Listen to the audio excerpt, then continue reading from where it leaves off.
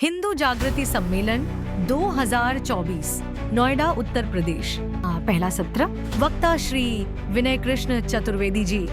मैं काफ़ी दिनों से हम सब की दृष्टि में आ रहा है और आज जो लोग आए हैं वो इतनी दूर दूर से आए हैं कि आश्चर्यचकित हूँ मैं स्वयं भी। धुर केरल से, कश्मीर से, उत्तराखंड के क्षेत्रों से, असम से, महाराष्ट्र के इंटीरियर से, ऐसे ऐसे स्थानों से लोग पहुँच रहे हैं। उससे एक बात समझ में आ रही कि समाज बेचैन है। उसे लग रहा है कि हम 47 वाले संकट से घिर रहे हैं और कोई हल निकलना चाहिए। एक तो सामान्य हल है कि व्हाट्सएप पर सुबह सुबह और कुछ नहीं तो मंगलवार की राम राम और सुबह शुक्रवार की शनिचर की राम राम ये भेज दिया, कुछ नहीं भेजा। एक पूरे इंस्टीट्यूशन को जो व्हाट्सएप एक बहुत अच्छा सिस्टम था उसकी दुर्गत कर दी। इतने भेजे कि अब तो देखना बंद कर दिया लोगों ने। और कुछ नहीं तो अब तो जाग जाओ। क्या करें, सो तो नहीं रहे, सारे जीवन के काम करते हैं हम, जगे हुए तो हैं। जागने का मतलब क्या है? ये एक ऐसा विषय है जिसे अभी हिंदू समाज तय नहीं कर पा रहा और जिन समाजों से उसका मुकाबला है, जो आक्रामक हैं उस पर, उनकी बिल्कुल स्पष्ट धारणा, दिशा, एक ब्लूप्रिंट उनके पास है। मोहम्मद की एक हदीस है, उसने कहा है उसमें कि मैं आतंक से, अबू हुरैरा की हदीस है, नरेशन उसका अबू हुरैरा से है कि मैं आतंक से विजयी बनाया गया हूँ और क़यामत के दिन वो पैगंबर अफजल बरतर ठहराया जाएगा जिसकी उम्मत बड़ी होगी। ये सीधी सी बात है।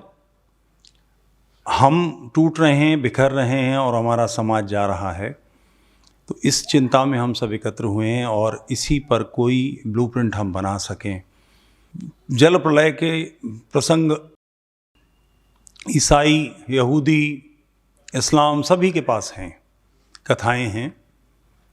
शत्रुपा मनु की ये कथा है कि मनु ने जब इसका जल प्रलय का अनुमान लगा तो उन्होंने एक बड़ी नाव बनाई और सारे जितने भी चीज़ें थीं, अन्न थे, उद्भिज थे, पशु पक्षी थे, सबके जोड़े इकट्ठे किए और प्रलय हुई तो सब कुछ नष्ट हुआ। फिर उसके बाद वहाँ से सृष्टि चली। तो हम जो थोड़े से लोग यहाँ हैं, ये उस बीज की तरह होने चाहिए जो अपने क्षेत्र में पुष्पित पल्लवित हों और दिशा दें। हमें क्या करना है, इस विषय पर एक गंभीर चिंतन के लिए आज आप सबसे न्याय मंच की विनती थी। न्याय मंच के बारे में अंत में थोड़ी सी बात करूंगा। दूसरा सत्र विद्वान वक्ताओं का परिचयकर्ता श्री विनय कृष्ण चतुर्वेदी जी। जब तक लोग आ रहे हैं तो मैं मंचस्थ जो वक्ता हैं, विद्वान हैं, उनका परिचय करा दूं। स्वामी विज्ञानानंद जी बाईं ओर विश्व हिंदू परिषद के अंतर्राष्ट्रीय क्षेत्र में जो कार्य हैं उसको हेड करते हैं, उसको देखते हैं। अप्रतिम विद्वान हैं, बहुत अच्छे वक्ता हैं और लीक से हटके कई बार संगठन से जब आप बनते हैं, या तो कोई हमारे जैसा न्यायमंच संगठन हो जिसका काम ही उपद्रव करना है, अन्यथा फिर आपके नियम तय होते हैं, मगर ये लीक से हटके काम करने के लिए प्रसिद्ध हैं।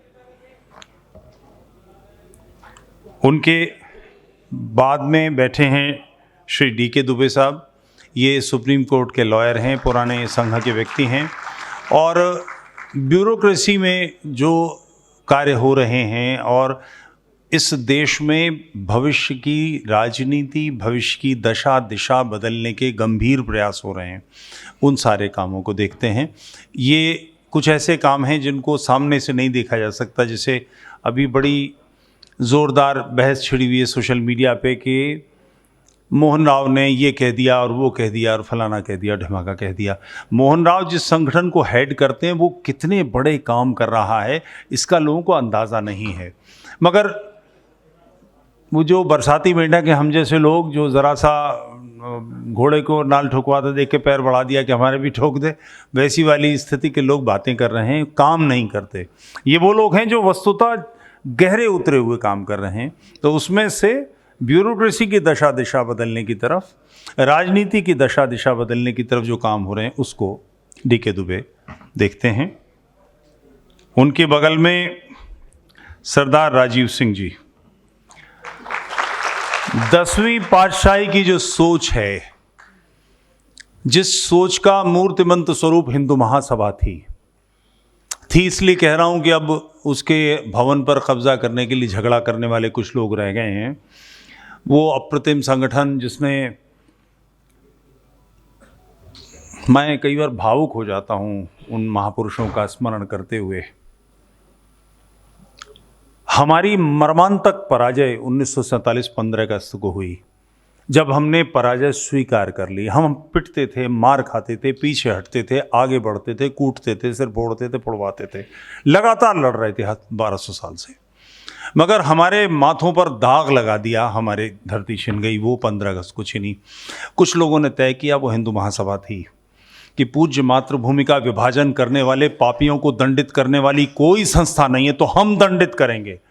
हम इसको सहज मृत्यु नहीं मरने देंगे जिसने ये पाप किया है, इसको दंडित करेंगे। उस परंपरा का प्रतिनिधित्व करने वाले, 10वीं पातशाही की परंपरा को मानने वाले सरदार राजीव सिंह जी,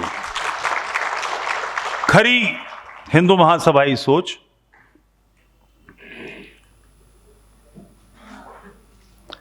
उनके बाद मिथिलेश सिंह जी पटना से पधारे हैं। मिथिलेश सिंह जी धर्म जागरण, विश्व हिंदू परिषद इत्यादि जो कार्य हैं घर वापसी के, उन सब कामों में संलग्न हैं, सक्रिय हैं। और आज के मॉडरेटर विनोद आज़ाद का परिचय करा दूं। ये अकेला बच्चा है जिसने 400 से ज़्यादा मुस्लिम लड़कियों को हिंदुओं से शादी करा के घर वापसी कराई है। ये एक ऐसा कार्य है राष्ट्रोत्थान का यज्ञ। इसमें कोई उद्गाता है तो कोई ऊर्ध्वरेव है, तो कोई होता है, तो कोई मंत्र पाठ कर रहा है, तो कोई खटिक है, कोई आहुति डाल रहा है। सबके अपने अपने काम हैं, जिसके बस का जो है वो कर रहा है। मैंने सायास खटिक का नाम लिया है। राष्ट्रोत्थान के यज्ञ में इनकी बड़ी महती आवश्यकता है।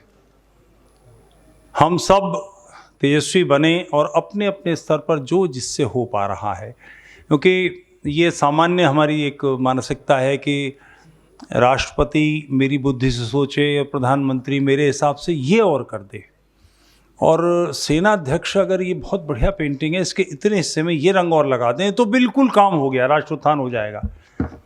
चिंता इसकी कीजिए कि आप क्या कर सकते हैं।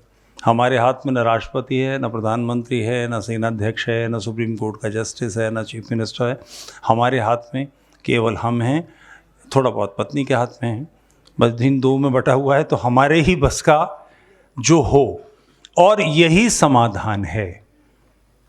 20 करोड़, क्योंकि 2021 की जनगणना में 14.6% शांति दूतों की जनसंख्या थी।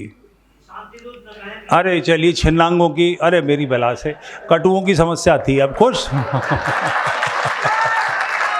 ठीक है 40, तो अब 17% हो गए होंगे, 18% हो गए होंगे, तो 20 करोड़ के आसपास।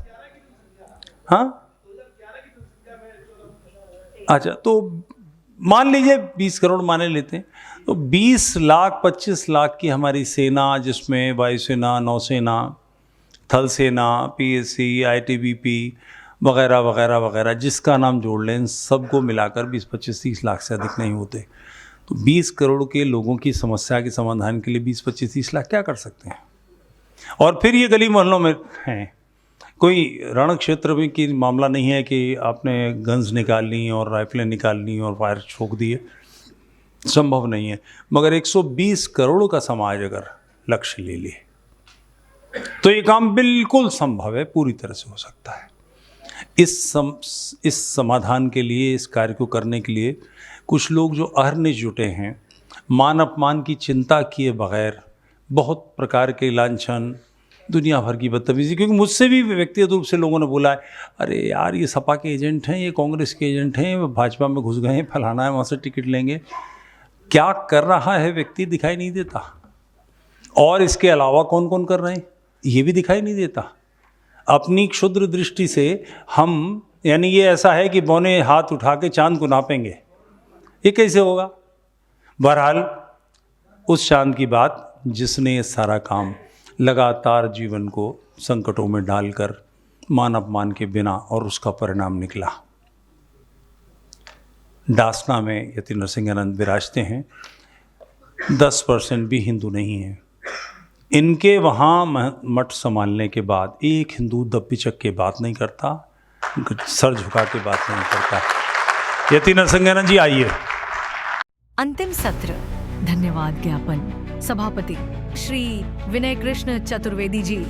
आप सब लोग पधारे, आप सबके कारण दूर दूर से आए। मूल मुद्दा समझ लीजिए, पाकिस्तान क्यों गया, बांग्लादेश क्यों गया, और ये हरे कृष्ण पार्टी को ख़ास तौर से समझना चाहिए, जो हरे कृष्ण को ही मंत्र मानती है। नहीं, ये मंत्र नहीं है।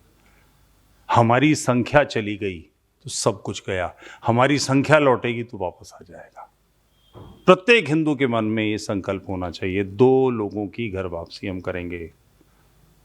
ये ऐसे कूद कूद के नाचना जैसे धोती में ततैया घुस गई हूँ, इससे धर्म नहीं बचने वाला। ये जो आचार्य हैं इसके कोड़ों से पिटते थे चैतन्य महाप्रभु, कुछ नहीं हुआ। ये क्षेत्र बांग्लादेश बन गया। कारण कि हमने समस्या को समझा ही नहीं। हम सोचते थे कि हम भक्ति मार्ग से बचा लेंगे। भक्ति मार्ग से हिंदू नहीं बचने वाले, पौरुष से बचने वाले हैं। पौरुष का कोई विकल्प नहीं है। आप मंत्र किसी के साथ दोहरा लें, इससे कुछ नहीं। मूल बात यह है कि अगर आपने शत्रु को नष्ट नहीं किया, और ये आपकी तेज पर है कि आप कैसे कर पाएंगे।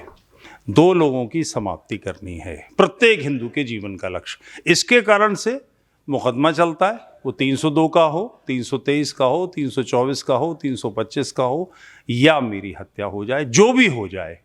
2 लोगों का लक्ष्य। 15 करोड़ लोग कह रहे थे, 10 करोड़ भी इस पर आ जाए, आमादा हो जाए, और हो सकते हैं, कोई बड़ी बात नहीं है। 712 में जो पहला हमला सफल हुआ था, जो लोग यहाँ कन्वर्ट करने आए थे, हमले किए थे जिन्होंने सिंध पर, उन्होंने हिंद सिंध लिखा है उसको। उनका भारत में एक भी हिमायती नहीं था। हम तो 120 करोड़ हैं, यूं झपट के चबा जाएंगे अपनी पर आ गए तो। मगर अपनी पर आने का मतलब है कि मेरी बहू दहेज की सीढ़ियों से उतर के नहीं आएगी, इस्लामी भगवती मेरी बहू बनेगी। मैं अपने बेटे को तैयार करूंगा कि तू आयशा से शादी करेगा।